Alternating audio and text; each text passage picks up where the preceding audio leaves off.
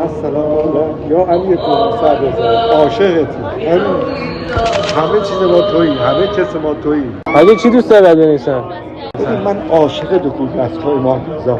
امام رضا؟ آره هر چی دوست داری. پهلو شکسته حضرت زهرا حاجت همه رو میده، خدا بنده آزار نیست. آره بود رو کسی میکنه که با اهل بیت رفیقه.